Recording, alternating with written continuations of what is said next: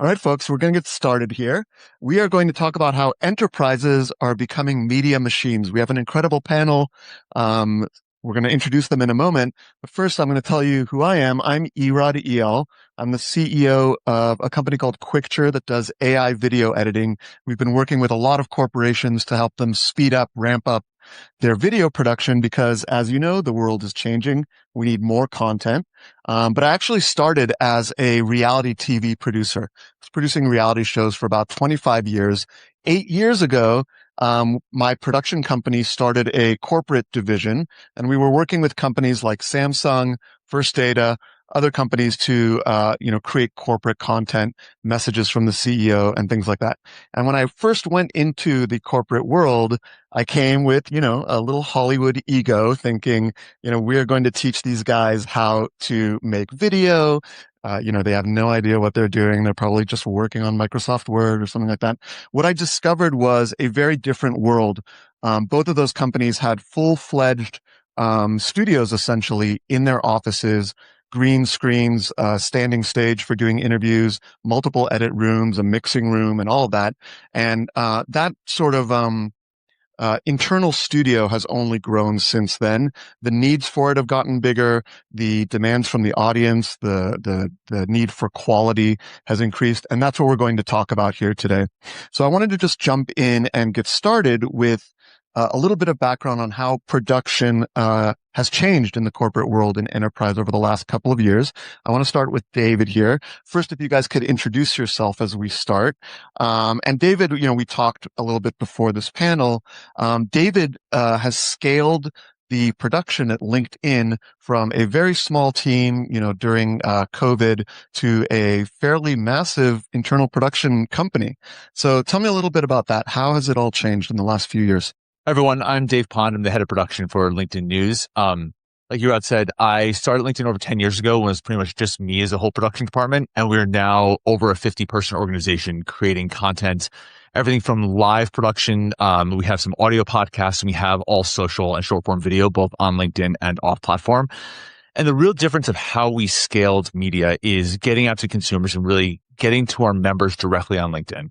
It's really getting that knowledge out, and we are going against what a lot of the trends in media are, which is just to say and spray, get as much content out there as possible. We've taken the approach of value over volume, where what is the highest impact content we can get out to our members. And that has informed our production practices. So everything from how can we use AI tooling to get us 75% of the way and let our creatives actually be creative, is taken into our live production of how we integrate with member questions and getting the conversation out to people, working with people like Gary and Grass Valley, to get the conversations directly to our people in the highest quality content possible. Because how many times we all watched video and you can't hear it, you can't see it, right? It's how do we make the quality as best as possible in getting it out to our members. Got it. And let's jump over to Gary. I know you built out an organization that can produce content globally. What are the challenges that you've been facing in the last couple of years? I'm Gary Schneider. I'm a senior staff media systems engineer at LinkedIn, and I'm tasked with building out the infrastructure to support all manner of live and video production within LinkedIn. So ice cream, not bouquet. So some of the challenges, we kind of, our model is like a distributed infrastructure. We have teams around the world that we need to be able to support, and we can't always be building cookie cutter locations all over the world. We have to be thinking a little bit more around utilization and so forth, and how we can be really efficient and effective with what we're doing. And some of the biggest challenges have been leveraging our network, which is how we connect all of these facilities around the world together. And why is that? Why is it so important to have that sort of consistent workflow? Well, for the creatives and teams like Dave, whether he is I'm speaking for you, whether he's in a studio in New York, producing one of their shows, or if he's remote at another office, the look, the feel wants to be the same. So it's a consistency of product. So for us, it's really important to ensure that the level of quality of the video streams that we're able to get into the production switching equipment and so forth is very consistent, regardless of where the actual production is taking place. Got it. So we're going to talk a lot about quality. We've already heard a little bit about that. One of the places that comes into play is in the world of luxury products.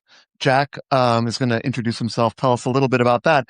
But in the world of luxury products, how have you seen the production of content change over the last couple of years? Yeah. Hi, everybody. I'm Jack Verschleiser. I'm an executive at Superconnector Studios. We help big brands build in-house entertainment divisions and studios. And I think specifically talking about luxury, we helped Louis Vuitton Moet Hennessy build their in-house studio, 22 Montaigne Entertainment. And I think what's really changed for them is there's such a small subset of people who are realistic customers for these super premium brands.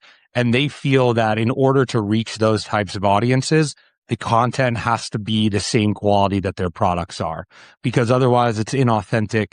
And people who are, used to buying luxury products, they only want to watch luxury content. They are the people who are, on subscriber only platforms, and who are avoiding ads and who really want to make sure that the content and quality of what they're watching matches the type of products that they want to buy.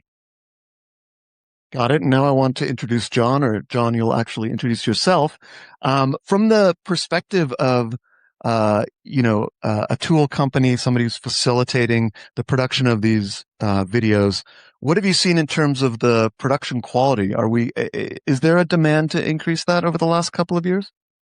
Yeah, absolutely. Hi, everybody. I'm John Lythe. I'm product director at Grass Valley for Enterprise Media. So everything that's not traditional TV. We've been well known for nearly 70 years as the leading manufacturer for broadcast equipment. And I think, that's our heritage, is with that quality piece. But I think we're probably less well known for what we've done in the enterprise media markets. But LinkedIn are a great example of a customer have been through many transformations on technology, but it's always been about upholding that quality in production. So even though as the tool maker and the enabler, perhaps for the technical teams that then enable the production teams, I think it's been really interesting to see how that adoption maintains, being driven by this has to be the highest quality it can be. And I think what we're really enabling is, even though the value may be measured differently to what we would do in traditional broadcast, so it's not advertising numbers and viewer numbers perhaps, but if we get this wrong, share prices move.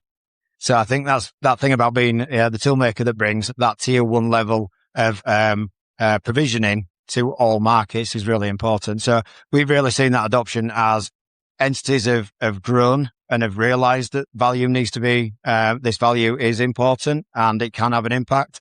That's where we get approached then to deliver that same quality of tools across all verticals. So give us a little more detail. Like when you say the quality of tools, how do corporate or enterprise productions compare to, broadcast TV shows? The scale can be really surprising. So if you think, we're traditionally known for Super Bowl is 32 of our switches. So you're right up there. What I think is really interesting is when you look at the complexity that we see. So another big customer of ours is Walmart. You look at some of the productions that they are running, and they are 15,000 person events running 8 cameras as remote production. So I think they are, it's really significant that you've got a platform that enables that to maintain that quality piece. All right, I'm going to jump back, but I do want to tell the panel, as a reality TV producer, feel free to argue with each other, get up, interrupt, all of that. We love the drama. But I just wanted to, jump back to David for a little bit. You mentioned authenticity and how important is that. Tell us a little bit more about that, and how do the production values, communicate authenticity or maybe sometimes hinder authenticity? I think as we look at the media space right now, authenticity is one of the most important things for our members and how they consume media. How many times have you all watched a clip on TikTok, LinkedIn, YouTube, and said, oh, that's an AI voice, and you don't trust it, right? From a news organization, that trust is paramount. We need to make sure that the content we make is trusted and how that is authentic, whether it comes from us featuring a CEO as they're talking about something their company's doing to one of our members featuring everything. And that is informed how we do production. People often will trust you walking down the street with your cell phone, talking to it directly to it, right? It's authentic. It's real. And then they'll trust something that's so highly produced that it also looks real and authentic, but they don't trust what's in the middle, right? It seems very staged, very scripted, very comms oriented. So what we're trying to do is really focus on how can we build the authentic voices in our production. So it's lowering the bar of production. So maybe it's using tools like Grass Valley that enable us to have the high quality conversations with our guests to our platform. It's about, when we are on the road producing content, bringing the camera systems, the post-production methods, so we're able to create authentic content when we talk to people.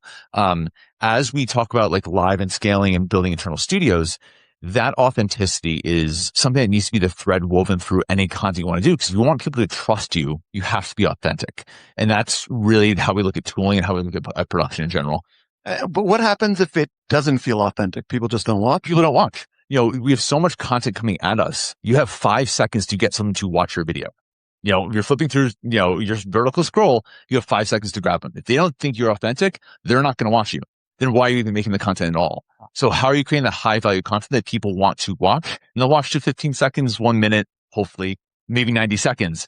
But in a world of short form video, you're constantly battling with everything else there on the market. It's not a tune-in environment anymore where people want to watch a reality television show that tune in at 8 o'clock on a Friday, right? It's just not that world anymore. So how are we vying for the eyes and getting people to trust us and want to see our content? All right, Jack, when you're dealing with luxury brands, how do you combine this need for authenticity with a need to convey a luxury product and have that glossy look?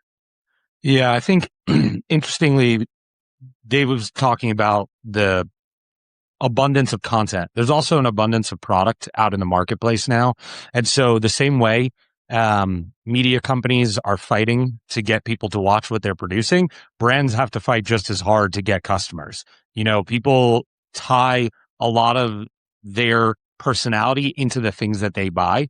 And so when there's so many options out there, they really have to make sure that what they are participating in and the content that they're creating aligns exactly with what their brand is, because otherwise consumers will turn away or go somewhere else. I think a great example of it too is when you think about content that you watch that maybe, is choppy or, the appears like AI or the sound's not great. You'll tie that experience watching that piece of content to the way you feel about the brand that you are seeing in it. And so if the brands are participating in content that isn't polished and isn't coming across authentically, it's very likely just the way that they'll click through 5 seconds through into the next piece of content, they'll just move on to the next brand that they want to buy. All right, I have a question for you, Gary. So you're in this world, you're building these systems. They have to be both professional, robust, reliable, and also authentic and shot on a phone. How does that work? What I wanted to start with, John was talking about, how we've gone through changes within tech. I mean, our additional control rooms that we had built 11 years ago looked very much like any major broadcaster's control rooms. And with the type of content that's being created today, the agility that is required behind it, the way the technology has been changing towards software-defined workflows, we're able to do or provide tools that allow the creatives to create the same level of quality from a single operator as opposed to needing 8 operators in a control room. And some of these tools that we're using now on the Grass Valley, the AMP platform, kind of enables a lot of that. Talk more about that, because that seems impossible. Seems impossible? It seems impossible to produce at the quality of like a Super Bowl with, a one-man band. In any kind of software environment, the amount of effort it takes on the back end to make it really simple for an operator, that's where a lot of the effort and the work goes into it. So we put a lot of time into configuring these systems in such a way that a system that can switch something with multiple windows, graphics, transitions, flips, all of that can happen from a Stream Deck. So there's a lot of effort that goes on the back end to make that happen. But it's the way the technology's evolved that's allowing us to do that. And that's good for the business. I don't know if I can say this one thing, Dave, Yes, of course you had can. conversations about, particularly, remotes and how, being in New York is the most expensive market around. And there are so many talented people across the country. Why can't Dave have a quality TD that's located in some other state and be able to leverage our technology and produce the same high quality stuff? So these are a lot of the factors that kind of go into the decisions when we're talking with people like Grass and John about what's going to enable this, because we're trying to solve the problems for Dave. It's really using technology to lower the bar of production. What's the entry level that we can get into that we can go remote with phones out in the world? What's having a remote production team anywhere around? We are getting the best talent possible. It's using the technology that we all build in our studios to lower that bar so we're able to be creative, right? Our goal of this whole thing is to be creative. It's why we got into this industry, is to be creative. It's not to be, well, maybe some people are like a technical broadcast engineer. Like, I didn't get here to do that, but right, you did. But it's like, how can we then pair people who love that with me being a content creator about lowering that bar that we're able to bring technology with us out there so that we're not asking for huge budgets to go on the road with the satellite truck. Great. All I need is a Stream Deck, an A10 Mini, and maybe a couple other tools, and I can go live from anywhere in the world. That's really lowering that bar to bring the content out to our members. I like that. Jonathan, so we're hearing a lot about live and remote. What have you been seeing? How have companies been adopting that for their productions? Yeah, that's been really interesting. The world changed. I'm not going to mention it, but the world changed, right? And I think, the tools had to adapt. And you ask about how can the quality be the same? Obviously, the production isn't the same, but what we're really seeing is that demand for resilience, that redundancy piece. That's where the quality comes from. The measurement is it didn't fail. And that's where, as a toolmaker and an enabler, you want to bring what you learn and you push that into these new worlds. So when you get to the production piece, it's also about consistency. So the tool is consistent no matter what the size of production is. So we want a single platform. So this is, what we've just done for New York, for Dave's team, is about that's been enabling a common set of operators who do the same thing each time, understand it, don't make mistakes because it's repeatable, but can be supported by a team that is in Ireland or in West Coast. And that's how you build up that quality. So you start with a platform that ensures that you're not going to have any technical issues, but then you expose it, going back to what the changes have been, you don't know where the exec's going to pop up. So you can't have that control room. 10 years ago, they would come into the studio. They would be scheduled into the studio, not, I'm in Milan, can we do a show? And I think what we've done now is to say, how can we take that consistency of tools that we had when it was in a single location and make sure that Gary's teams are powered by something that is consistent. And that's really when we talk about it's the same quality from a tool point of view. That's the lessons we learned and how we push them out. And then I think it's around accessibility. So it's about how we can not have to put lots of technical risk into how we make that platform remote. Doing remote production in traditional hardware is actually very difficult. There's a lot that can go on. Whereas once we move to a software platform, it's much easier to just, I'll say it. We were setting the booth up and we can cut the show sat on a British Airways flight halfway over the Atlantic if we wanted to. Not sure that's what they want you to use the flight Wi-Fi for, but we've definitely done it. And I think that's where it opens it up and allows you're removing a technical barrier and then everything else can follow from that. Gary, looks like you had something to say about that. Well, what I was going to say is, we centralized the production team for some of the large projects, like when the CEO, you mentioned, our CEO, chooses to go to other offices, and how do we support that? For the consistency of product, everything gets produced out of Mountain View, California. So whether he goes to Omaha or Bangalore or Ireland, everything we do, the Remy model, remote all of that video and audio back to a central control room. We've done similar for Dave, just on a couple of productions that he's had where they were in Washington State, and we Remied back so that the same tools in the control room and the team that cuts all of the other shows is involved. So it's consistency of product. Jack, are you seeing your brands moving towards live productions or live events? Is that important to them? Yes, I think live events are important because I think it still drives a lot of the content demand. I think, for brands, what it really is obviously they are not media entities by nature.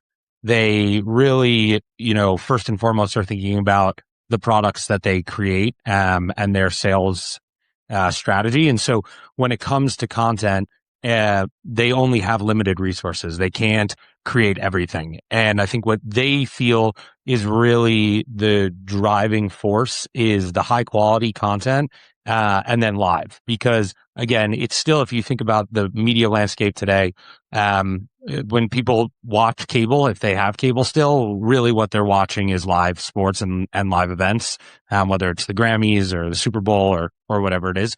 And so I think that they want to follow the trends in media and go where people are still watching things. All right, let's say I have a small AI company, just hypothetically, and we produce, a few videos like, new features and things like that, but we want to ramp up our video production. We're very small. The resources are limited. What are the first steps that we should be taking, and what should we be focused on? I'll just go down the line here. I think you most importantly look at the tooling that you have. What's the barrier of entry and how you can create content quickly, using tools like Descript, Quickture, whether it's something like Opus Clip. There's so many tools out there that enable production quickly that will help you grow your brand. And then really think about your content strategy. Where are you going with your content? Why are you going to content? Where's your audience and how you want to get to them most effectively? Haven't really got to the point. Actually, I've seen one product here where actually getting into AI switching a show, but that's really early on. From the infrastructure side, we look at AI tooling that helps automate some of the building up of the workflows that the teams need. That's where it's working for us. So I can't really speak to like on the creative side. I would say the key is who your collaborators are. I think that a lot of great content comes from working with the right people, whether that's directors, whether it's, creatives, whatever it is, technology providers. I think that a lot of mistakes that you see brands make when it comes to their content is working with not the best people, and then they end up getting huge backlash, which turns a lot of consumers away from them. Any advice? Ironically, I would say as a toolmaker, I'll start with the outcome first. I think some of the things we've always, my background is before there's integration previously. And I think some of the most successful projects, or, we've helped build up workflows has been just start with why you're doing this. And I think work backwards, and then the tooling will follow for that. And I know that to your point, Dave, the tooling is there, but I've always found it more successful when there's a clear outcome, and then everybody down that provision path can then provide, they're coming with the right solution rather than we've built this, what would you like to do with it? And I think that's really important if somebody was starting, is to just really define what they're looking for the outcome to be, and everything else will follow. I think with that, the tooling follows that. As soon as you get the content strategy right, there's different tools for different environments. I think once you get your content strategy, your why down, who you're working with both on camera and off camera. So I think your off camera talent is equally, if not more important than your on camera talent. Then you find out what tools work best for your outcomes. Jack, I actually have a question for you. With how are you thinking with the brands using and building the talent in-house to enable these? Like you say, you're building these studios. How are you finding the best talent to work in those studios? Yeah, I'd say a lot of the talent comes from people that they worked with externally. So, if they, for example, had, bought a package that included custom content on LinkedIn, they may find that there are certain, whether it's, on camera or off camera talent that they really enjoyed working with. That's been one of the biggest ways to identify people to bring in-house. I think the other way it's kind of worked is while they're bringing a lot of resources in-house, they're still tapping external partners.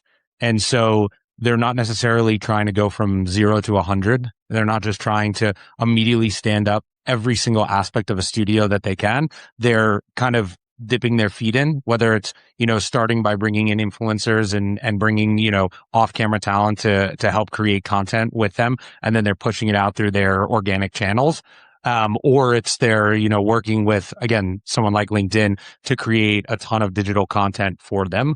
That then they're, either running on LinkedIn and providing a media buy, or they're running on their own organic channels. So I think it's kind of a combination of identifying talent that they have worked with that's been successful, and then also, not scaling too quickly and not, trying to bring everything in-house in one month. So you've seen as a combination between like external agency and internal creators. Exactly. Okay. Yeah. Have you found a balance that works well? The model that you sort of point people to initially? Again, I think it's interesting. It really all starts from that strategic lens where it's like, what is a brand actually trying to do? Because there are some brands that their goal is to create as much influencer and short form content.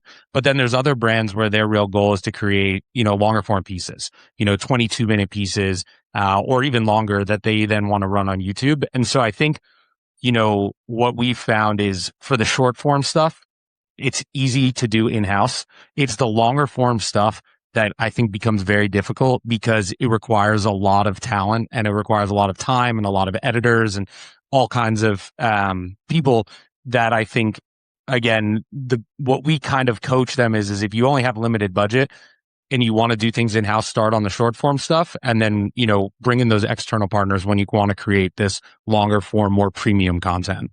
I think he speaks to Dave's point about being authentic. Your spectrum analogy where you can do the short form content, you can put that in from a social aspect, but to get to the point at the other end of the spectrum where you trust a well-produced piece of long-form content does lift up from a skill set point of view. You have to have the right people. Otherwise you end up in the middle and you lose that authenticity. So I think that's a solid point on that, Jack.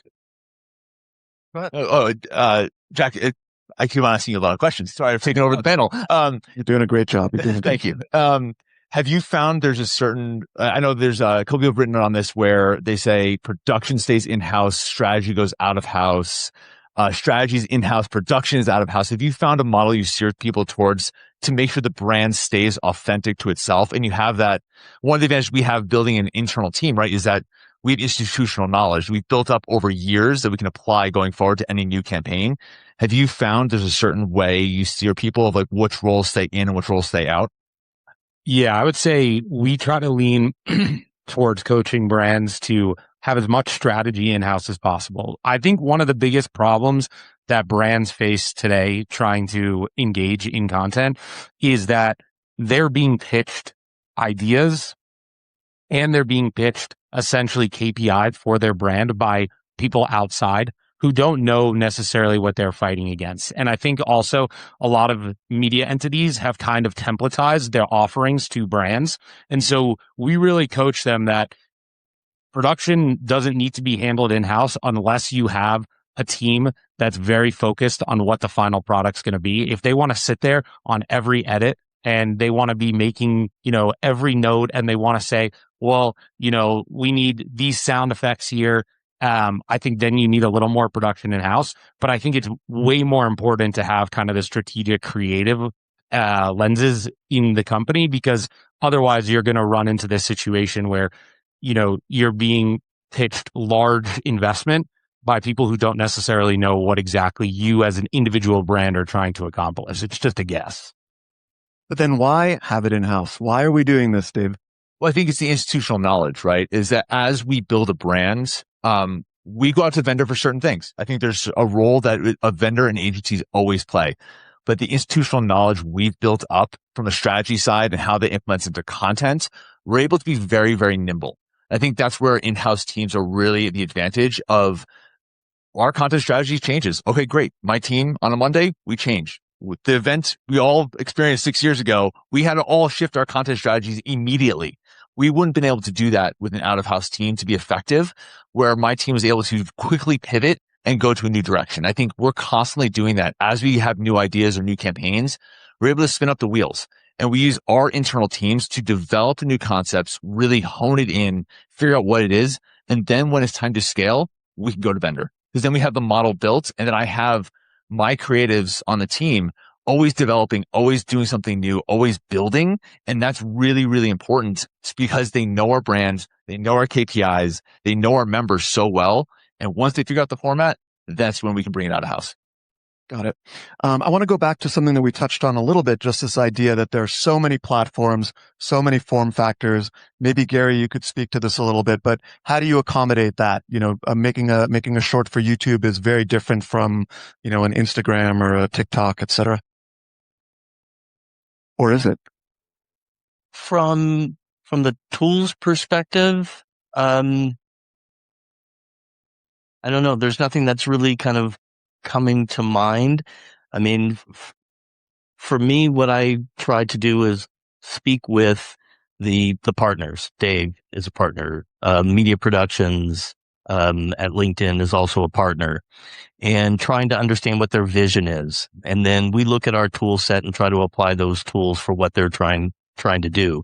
When we're building technology out, we try to have some of those conversations early to ensure that we're ready to be able and be agile enough to be able to accommodate whatever their vision is.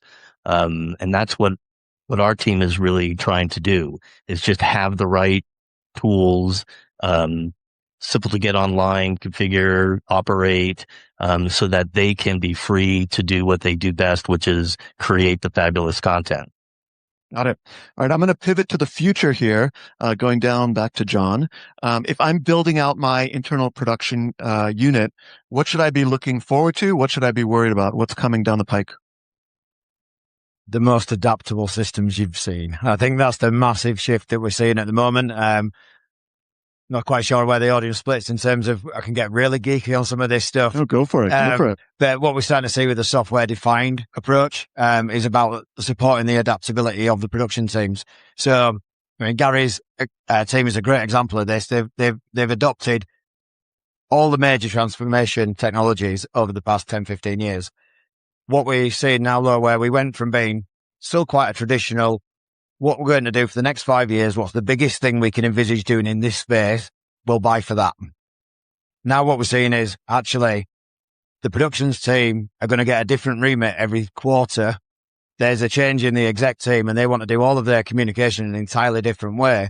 Now what we're seeing, not just from Grasp, but as we're starting to see these platforms come through as an industry, is about something that's much more adaptable. So you're not working in 5 and 7 year technology refresh cycles. I mean, we can work in minutes and hours if we want to do, as long as we've moved to a platform. And this is exactly what we're just deploying for LinkedIn on the live production side, but also we have that on the content side. So we talk about, one of my things really is I think that, we're seeing a lot of acceptance that governance is required on the content side in corporate entities. So even though you want that authenticity of somebody posting to socials, do you necessarily want them doing that themselves?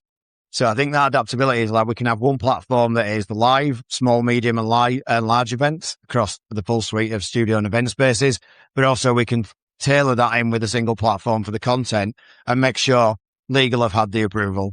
If anybody's doing a pre-recorded for a town hall, it's been polished. It's had a top and tail put on it. And when the entire strategy changes in 6 months' time, you're not still got 5 years left on the depreciation cycle. So I think that, so what we've been doing with Gary has really opened up that adaptability so that it's not as scary when somebody says, can you just, because the answer can now be, yes, I'll do it now, not yes, I'll do it in 3 months after 2 more purchase orders. So I think that they're the big shifts that we're seeing from a technology point of view. So things are moving fast, folks. Jack, we talked a little bit before about how the relationships with streamers, Netflix or Meta, the actual platforms are also changing. What do you see in the future there? I think you're just going to see more. I think you're going to see more brand spending, more brand participation. I think you asked a interesting question, I think, to Dave about, or no, to Gary about the different platforms.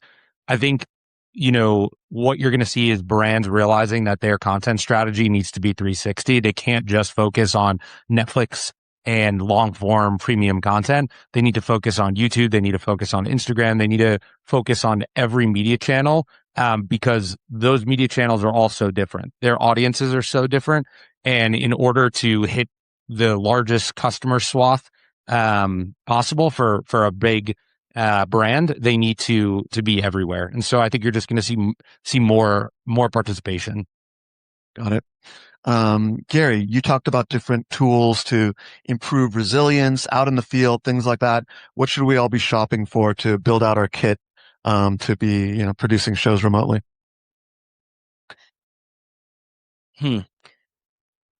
For remote productions and Remy's, there is a host of product that's out there that can support sending streams back. You really want to just kind of look at particular feature sets that I think are going to work for you.